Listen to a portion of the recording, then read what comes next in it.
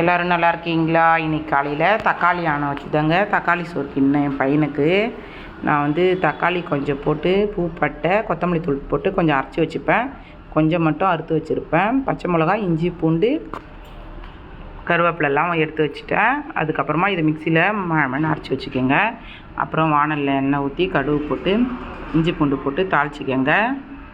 கொஞ்சம் நல்லா வதங்கினதுக்கு அப்புறம் பொடிசாக எடுத்து வச்சுருக்க வெங்காயம் தக்காளி கொஞ்சம் தனியாக அதை எடுத்து போட்டு வதக்கிக்கிங்க. ரொம்ப மெலிசாக இருக்க வேண்டாம், கொஞ்சம் லிமிட்டாக எடுத்துக்குங்க. கொஞ்சம் சோத்தில் தெரிகிற மாதிரி இருக்கணும்.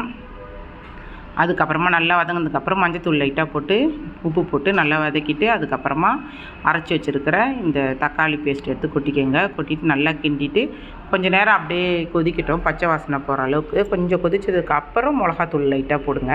முன்னாடியே போட்டால் கொஞ்சம் ஒரு மாதிரியாக இருக்கும், கலரு கருப்பாக கொஞ்சம் மாறிடும். அதனால் கொஞ்சம் இறக்க போகிற கட்டத்தில் மிளகாத்தூளை போட்டு நல்லா சுண்டி வர்ற மாதிரி கொதிச்சிட்டா சூப்பரான தக்காளி ஆனை ரெடி ஆகிடுங்க.